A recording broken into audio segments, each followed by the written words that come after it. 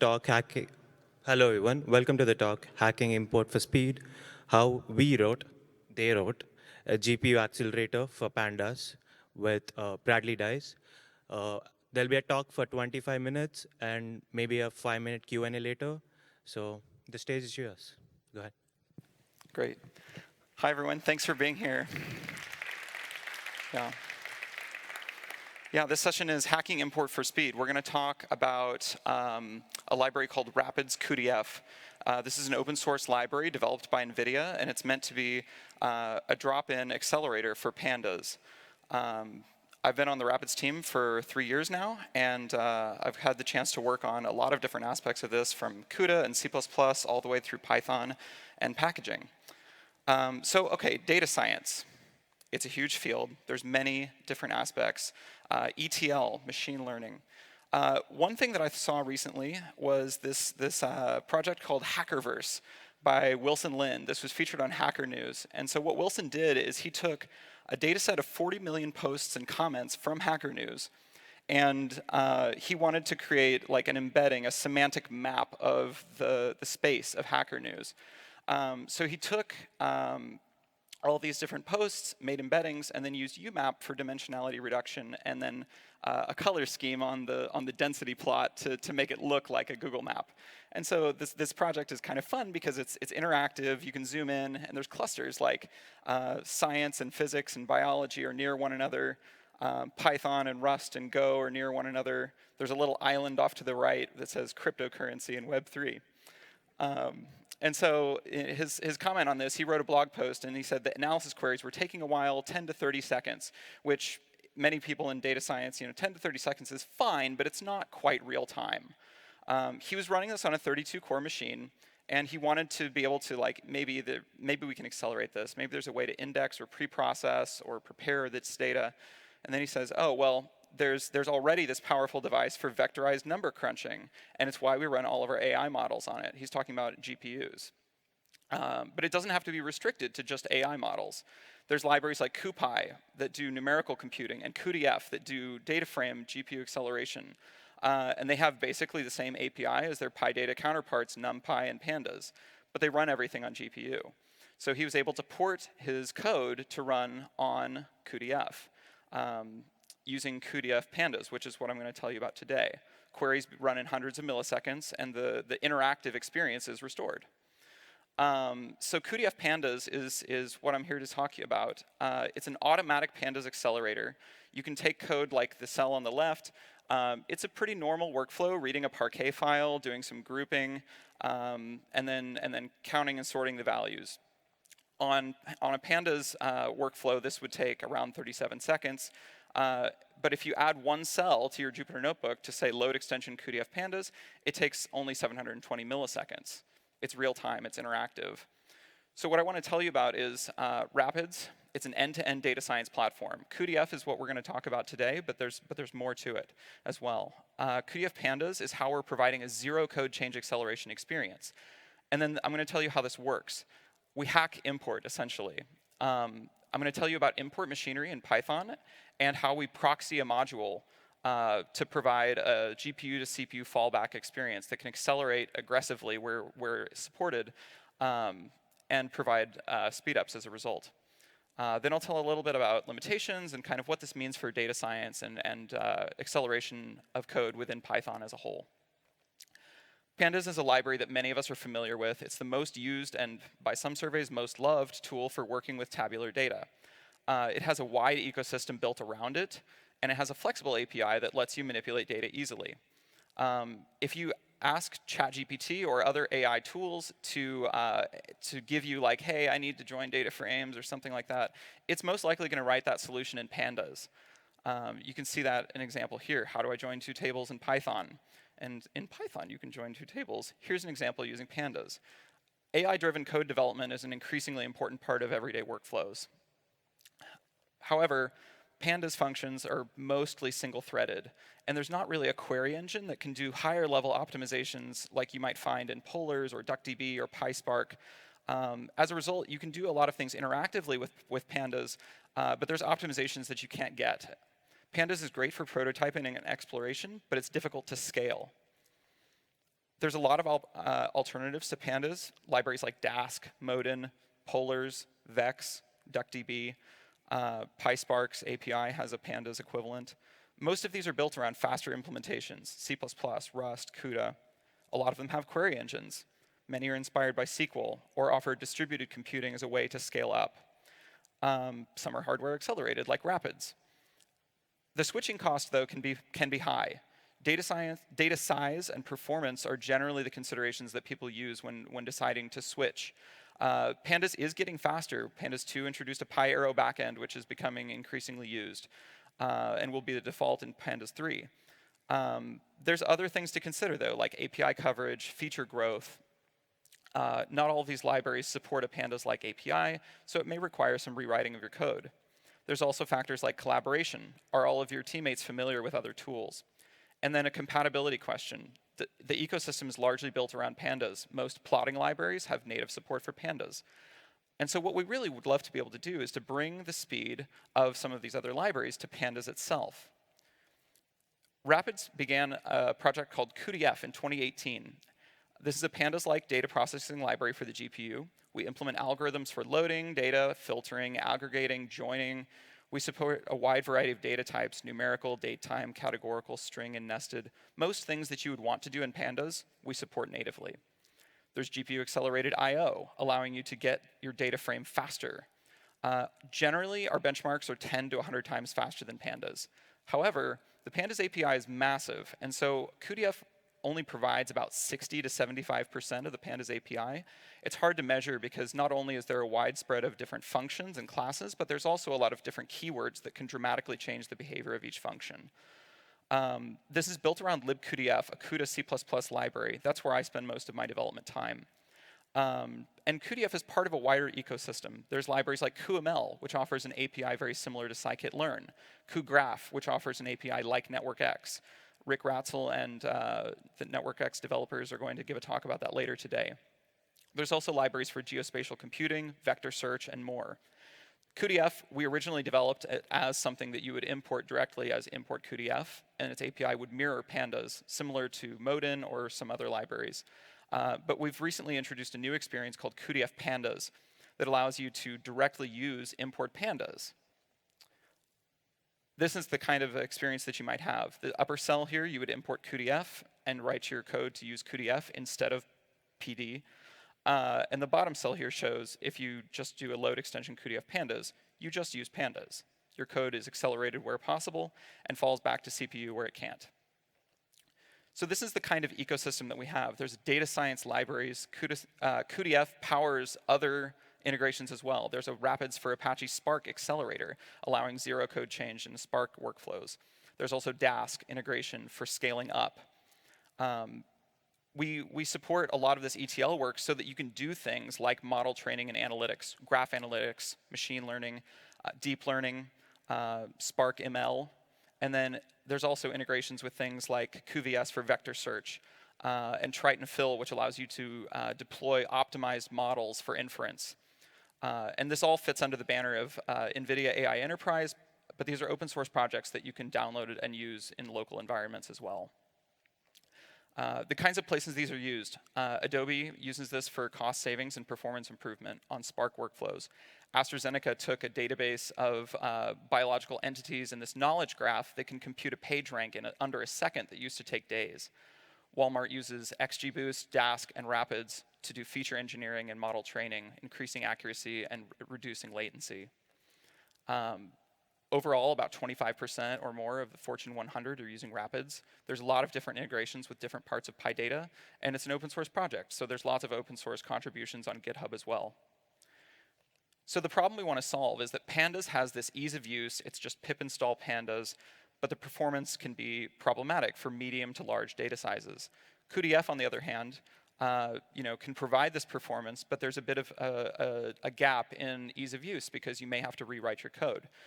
So we wanted to provide something that can be providing that ease of use, just import pandas, use your existing code base, but also have the performance of GPU acceleration. So cuDF pandas requires no changes to your existing panda code. There's two ways you can use it. You can use a load extension if you're in an IPython or Jupyter notebook, And if you're running from a script from a terminal, you can use python-m cuDF.pandas. And what this will do is provide 100% of the pandas API accelerated up to 150x using the GPU. Third-party libraries will be aware of this, and plotting libraries and other things can be accelerated transparently. And then anything that cuDF doesn't support, we just fall back to the CPU. So this third-party library, it works seamlessly with libraries that expect pandas objects. We integration test this with a lot of parts of the PyData ecosystem, things like SciPy, scikit-learn, XGBoost, Matplotlib, Seaborn, HoloViews, PyTorch, TensorFlow. In most cases, this is just plug and play, and it will just accelerate a lot of the pre-processing workflows. In some cases, it may not be faster, depending on whether the functions that are being called by these third-party libraries are supported on GPU. But at worst, it's no worse than pandas. A general sense of benchmarks, joins are very accelerated, group bys are much accelerated as well.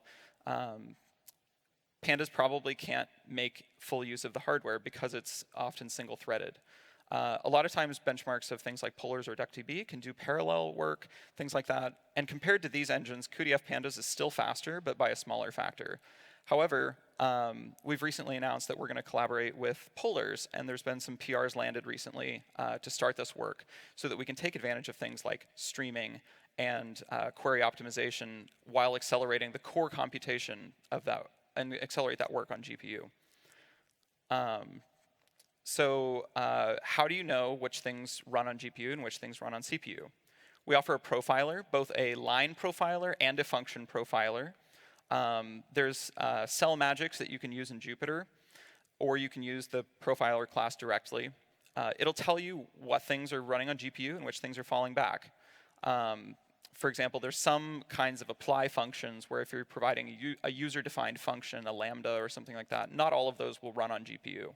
But some will. And so you can figure out what parts of your workflow might be a bottleneck using this approach. And you can get a table like the one that's shown in the bottom right here that basically lists each function that you've called, how many of those calls were running on GPU, how many fell back to CPU. And you can get similar kind of statistics on a line profiler basis as well. The experience that we want to provide here is less waiting and more building. Data science is best done when you can do it interactively, when the questions that you have can be addressed at a low latency. You can move on to how can I better experiment with optimizations or feature engineering and not just waiting for my workflow to run. So I'm going to talk now about hacking import. The design of cuDF Pandas is a little bit complicated because there's a lot of things that you can't do. For example, people would say things like, what about duck typing? You know, that's a way that we often can allow for behavior to be what governs execution rather than an inheritance model. Not every function is going to be duck typing friendly. Some will just take something that it may type as a PD data frame, and this kind of computation would just work if given a cuDF data frame. However, there's a lot of third-party libraries and even code in our own code bases, data scientists' code bases, I should say, that will do things like a hard is-instance check. Is this a pandas data frame? So if you really want to be able to accelerate everything transparently, you need to be able to pass checks like, is this a pandas data frame? So I'm going to talk a little bit about import machinery. This is from the Python documentation under the import page. So the import statement, how does this work? It searches for a named module, and then it binds that result to a name in the local scope. When searching for a module, there's two steps here. There's finders and loaders. A finder is an object that tries to find a loader suitable for the module that's being imported. And a loader will load the module. Both of these have a specification. But the point is that the import machinery is extensible, so you can add new finders to extend sort of the dynamic behavior of what an import statement will do. In particular, we're using something called import hooks. There's two flavors of these called meta hooks and import path hooks. We're specifically interested in meta hooks because A, they're called at the start of import processing, and B, it's a model that allows us to do more of the dynamic work that we want. So this will allow, by writing a meta hook, we can override how a module is searched for. We can override things like providing you a module before your import statement would look at things like your sys path or frozen modules. And so we create this meta hook, and we register it with Python by adding that object to sys.metapath. I'm going to explain a toy example of this in a moment. And so what we want to be able to do is we want to be able to proxy a module. We need all of these kinds of things to work. So if you start to think about, the way that property lookup and module lookup works, there's a lot of complexity here. We have to make things like module import work, just straight import pandas as PD. Submodule import, if you're starting with something like from pandas.api.types import XYZ something, that is something that we also have to be able to proxy. There's free functions to proxy in the pandas module. There's class instantiation to proxy. Class methods, so the DataFrame class itself may have methods that we need to proxy. Instance methods once you have an object. And additionally things like properties. So a toy example of this, we're going to create a pandas importer.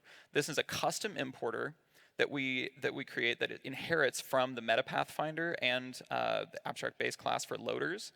So we implement two different methods. One is find spec, that makes it a finder, and one is exec module, which makes it a loader. Classes that are both of these things, a finder and a loader, we call an importer. So basically the code here, it checks, is the name that we're importing pandas? And then we return a module spec, and that argument self, that's the argument for the loader. Then when the loader phase happens, it'll call exec module.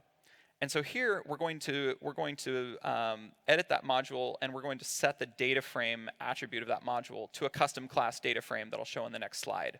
And then we return that module, and it'll bind it to the name pandas in the local namespace. And then we register this importer by saying sys metapath insert at the beginning 0, an instance of this pandas importer. This is essentially how this works. There's more complexity to handle all of the cases that I mentioned previously, but this is essentially the core of how this works.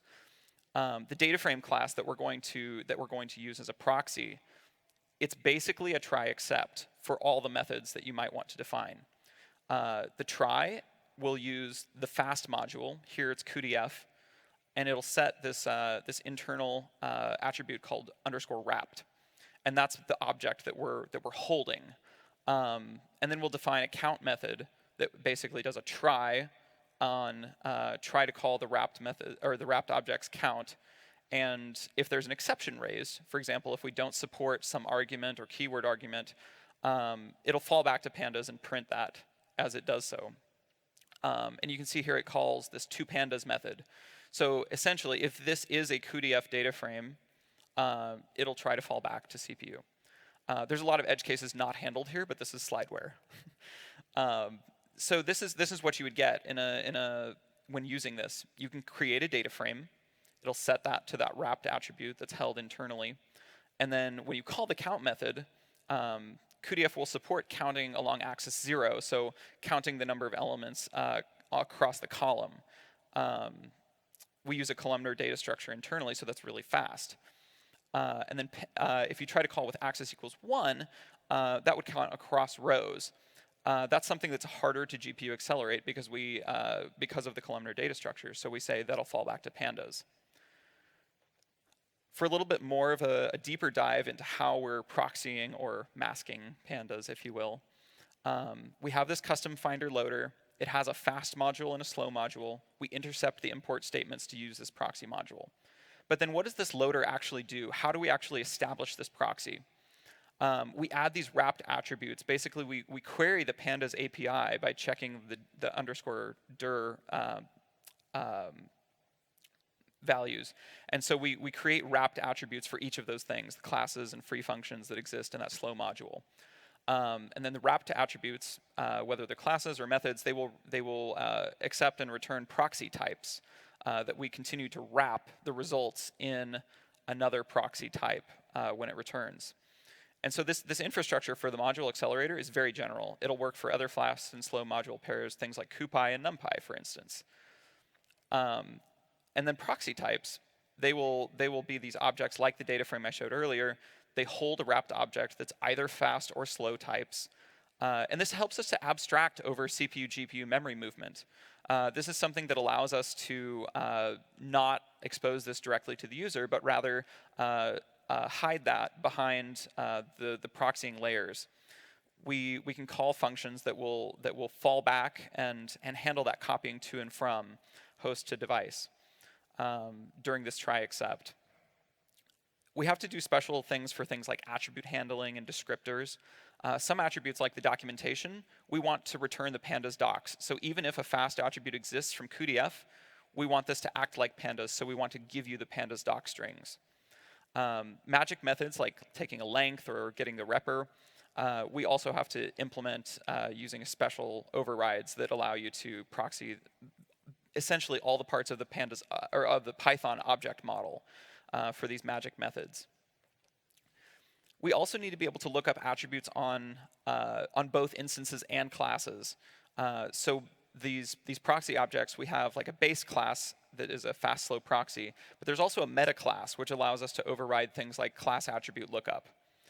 Pandas also has special objects like method accessors. So if you're ever using like series.stir.split, that would be an example of going through this accessor of the .stir.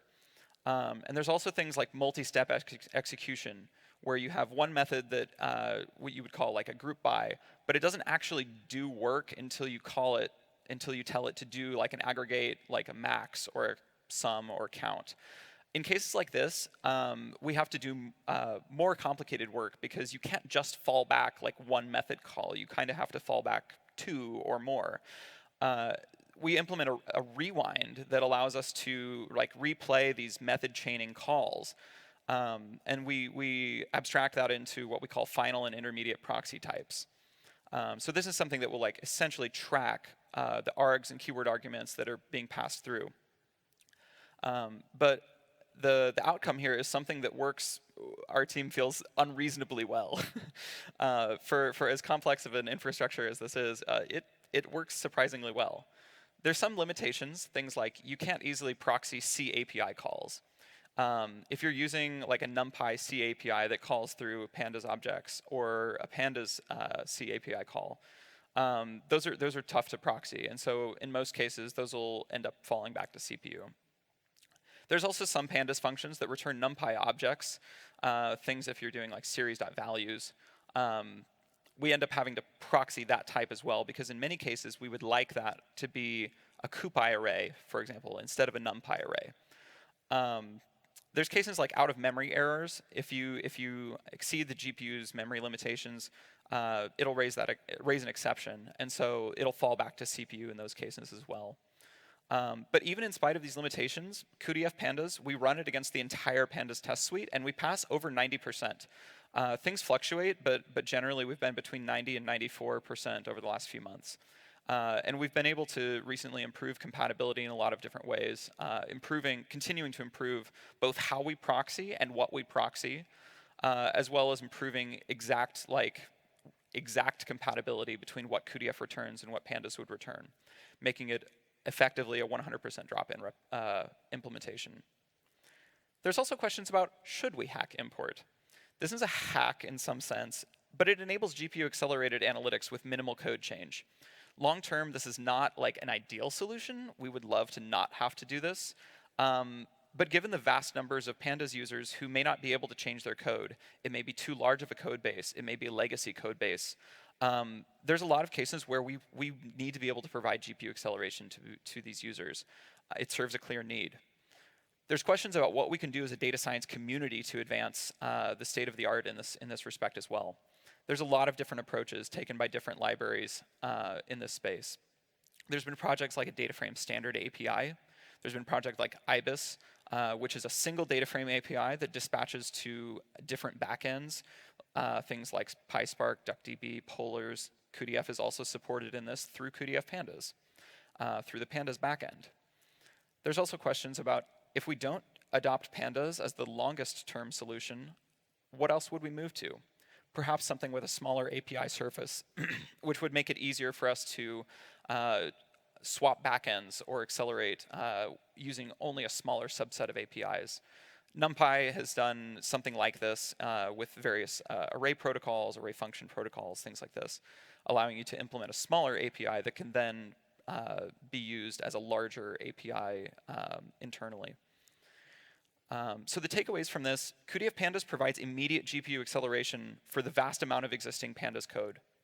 Proxying modules is complex, but Python's import machinery allows us to do a wide range of customization, enabling things like cuDF Pandas. The data science ecosystem will continue to evolve. All of the libraries that I've mentioned in this talk are under active development. All of these are things that we're continuing to see movement and growth, and we want to be able to make Python code accelerated now and in the future. Briefly, I'm going to talk a little bit about how you can get started with cuDF. We offer Conda and pip packages. The Conda packages are built around the Conda Forge ecosystem and hosted through the Rapids AI Conda channel. You can learn about these and find one-line installation commands on rapids.ai, usable anywhere that you have a GPU. We also deploy containers, Rapids and other application-level containers. There's dev containers that are new in the last year for developers that want to contribute. This makes the onboarding experience a lot easier. And there's also containers for AI Enterprise, which allow things like a long-term support release of Rapids software. We have deployment guides that can tell you how to do things like deploying Rapids in the cloud, on HPCs, on various platforms. We support things like Windows Subsystem for Linux with GPU support. That's what I use as my daily driver. And it's just really amazing that I can just use Windows drivers, and within my Linux subsystem, I can just use Rapids for all of my data science. As a whole, we want to supercharge the data science community. We've been deeply involved and strengthened Rapids with over 100 integrations in the community, and we've established a substantial contributor presence on GitHub. Rapids was recently recognized by InfoWorld as a top open source project, and we want to continue to collaborate across platforms and ensure that Rapids can provide this pivotal role in accelerating modern data science ecosystems.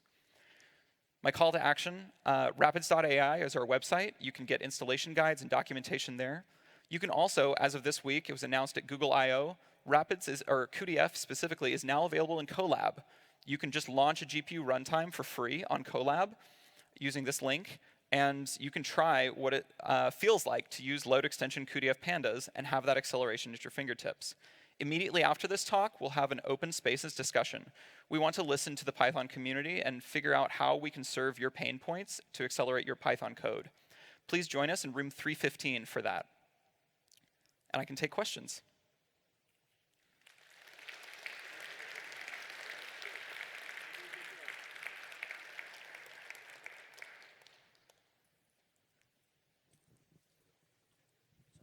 Hi, thanks. I was interested if you want to say anything more about memory, moving data back and forth. Sure. And whether, if larger, so if I have 100 gigabytes of data in my pandas data frame, what kind of memory am I going to need on my GPU to get advantages? Right. So today, cuDF excels with workloads that fit in GPU memory. That's going to be something that's on the order of, let's say, depending on how large your GPU is, in the 5 to 20 gigabyte range, right? This is also something where we integrate with Dask. For 100 gigabyte workflows, it's best to do something like Dask cuDF, where you can split that across GPUs. This works pretty well. I've worked with a researcher recently who had a data set of that size, and he was analyzing every lightning strike in the United States since 1993. It was a pretty fun data set, and we were able to get real-time visualization, cross-filtering this, and putting it on a map. It was a fun project. But yeah, so for workloads that exceed the memory capacity of a single GPU, Dask cuDF is a great way to scale up. You can also use the Apache Spark integration that we have as another way to scale up. In terms of memory movement, all of that's going to be abstracted away in cuDF Pandas. The thing that you have may hold its memory in CPU or GPU, but the data transfer will handle for you depending on which methods succeed or fail to run on GPU. Yeah. And you can profile it to find out exactly what's happening under the hood.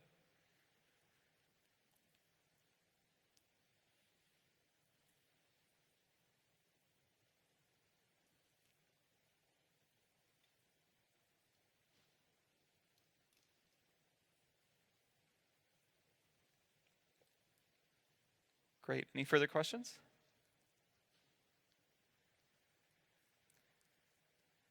Okay, well, thank you so much. Yeah, try cuDF pandas on Colab and join us for a discussion about Python and CUDA in room 315.